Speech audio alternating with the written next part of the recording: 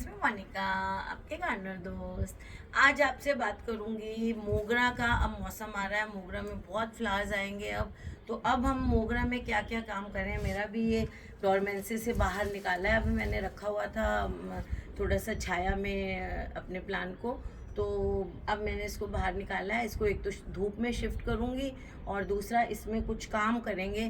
तो चलिए देखते हैं अब हम मार्च में मोगरा में क्या काम करते हैं। ये मेरा मोगरा का प्लांट है और आइए नज़दीक दिखाते हैं आपको क्या काम करना है इसमें मेरे को। तो सबसे पहले तो चश्मा हटाएं।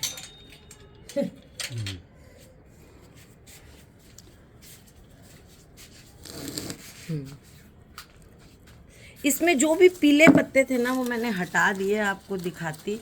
अभी यहाँ नीचे देखिए गिरे हुए हैं, ये सारे मैंने ऐसे करके पत्ते इसके हटा दिए। उसके बाद इसमें ये जो सूखी ब्रांचेस हैं सारी इसकी, ये देखिए ये सारी सूखी वाली जो ब्रांचेस हैं जो डेड हो गई हैं। अब क्या है कि इन थोड़ी सी दूसरी भी कट गई साथ में। ये देखिए इस तरह की ये जो सूखी ब्रांचेस हैं इसके अंदर, इन सूखी ब्रांचेस को सबको हटा दूंगी मैं।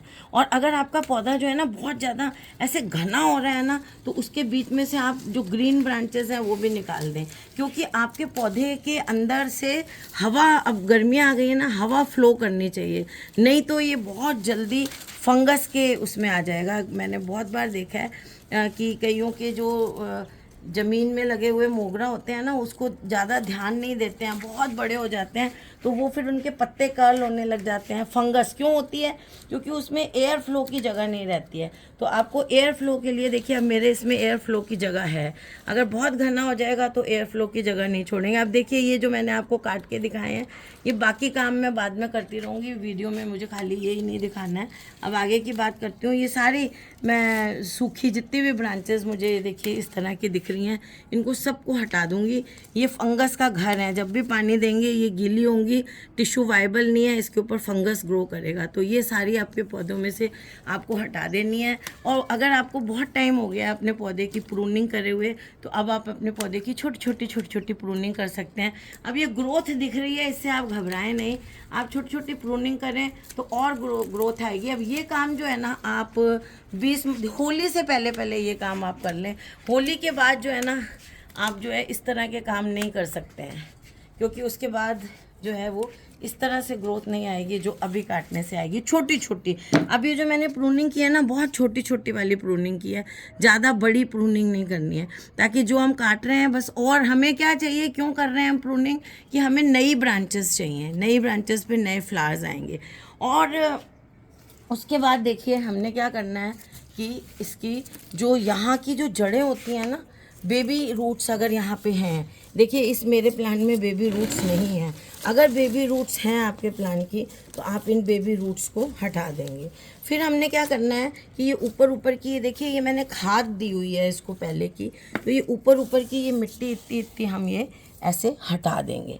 अब हटाने के बाद ये वर्मी कंपोस्ट मैंने जो दूसरी ली है, अच्छी सी 1 इंच लेयर जो है वर्मी कंपोस्ट की बनाएंगे इसके ऊपर हम। ये देखिए, क्योंकि अब जो है फ्लावर देगा, तो फ्लावरिंग के पीरियड में पौधे को खाद ज़्यादा चाहिए होती है। और ऐसा नहीं है आपने एक बार खाद दे दी। अब जैसे ये स्लो रिलीज़ होती है वर्मी कंपोस्ट या गोबर की खाद, ये तो हम एक बार दे देंगे। और उसके बाद हमें हर 10 दिन में इसको लिक्विड फर्टिलाइज़र देना है, या तो वो NPK दे दें आप, या फिर आप सरसों खली का बना के भी दें। गर्मियों में सरसों खली का जो हम भिगो के देते हैं ना, वो फर्टिलाइज़र कोई नुकसान नहीं देता है। फिर सरसों खली कभी भी सूखा नहीं डालना चाहिए पौधों में, हमेशा भिगो के 1-2 दिन फर्मेंट करके तो डालनी चाहिए। 1-2 दिन भीगा छोड़ दें या ओवरनाइट भीगा छोड़ दें। डायरेक्ट डालेंगे तो फंगस लग जाएगा। वो 10 दिन में एक बार आपको देते रहना है सारा सीज़न। और वो ठंडी हो जाती है खाद जब आप उसको पानी में 1-2 दिन भिगो देते हैं। अभी मैं मार्च में क्या करना है एक बार उसकी बात कर रही हूँ। देखिए हमने इसमें 1 इंच इतनी जो है मैंने इसमें वो मिला दी है।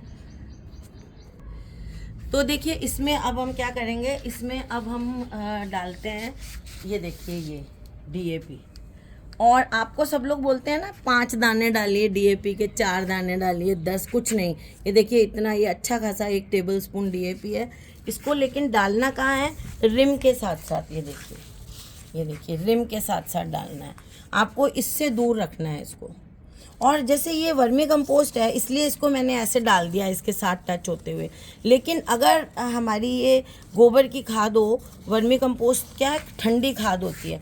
अगर गोबर की खाद होती है ना तो हमें ऐसे करना चाहिए, जो पुरानी मिट्टी होती है ना उसको थोड़ा थोड़ा स्टेम के पास ऐसे छोड़ देना चाहिए, पुरानी वाली मिट्टी को, और खाद को थोड़ा सा दूर डालना चाहिए मेन स्टेम से ऐसे। अब हमने इसमें डीएपी डाल दिया। डीएपी के बाद हम इसमें एक और चीज़ डालेंगे। डीएपी से इसमें फ्लावरिंग बहुत अच्छी होगी। और डीएपी के बाद हम इसमें डालेंगे, ये देखिए ये एप्सम सॉल्ट है, ये देखिए ये एप्सम सॉल्ट है। इसमें ना थोड़ा वाटर के, हाँ इसके एक क्रिस्टल में वाटर कंटेंट भी होता है, तो ये इसलिए चमकदार होता है। देखिए ये खाली, ये देखिए ऐसे सॉल्ट, मैग्नीशियम सल्फेट होता है। और मैग्नीशियम जो है वो क्लोरोफिल का बहुत इम्पॉर्टेंट एलिमेंट है, तो इसलिए जब हम एप्सम सॉल्ट डालते हैं प्लांट में तो उसमें क्लोरोफिल ज़्यादा बनता है, तो इसलिए ये डालेंगे। क्लोरोफिल ज़्यादा बनेगा तो फोटोसिंथेसिस ज़्यादा होगा। और अब देखिए हम ये डालेंगे पोटाश, म्यूरेट ऑफ पोटाश। ये जो है ये एक तो फ्लावर का साइज़ बड़ा करता है। पोटाश डालने से पौधे में जो फूल आते हैं उनका साइज़ अच्छा, बड़ा और सुंदर फूल आएंगे।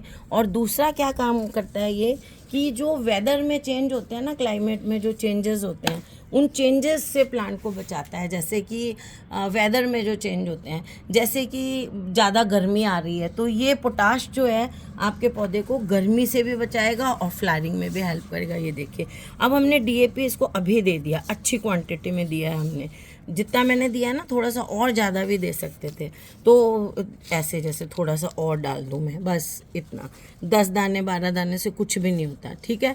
अब पोटाश हमने डीएपी डाल दिया, पोटाश डाल दिया, और इसमें हमने डाल दिया एप्सम सॉल्ट। तो इसके डालने से क्या होगा कि अब इसमें फ्लावरिंग अच्छी होगी।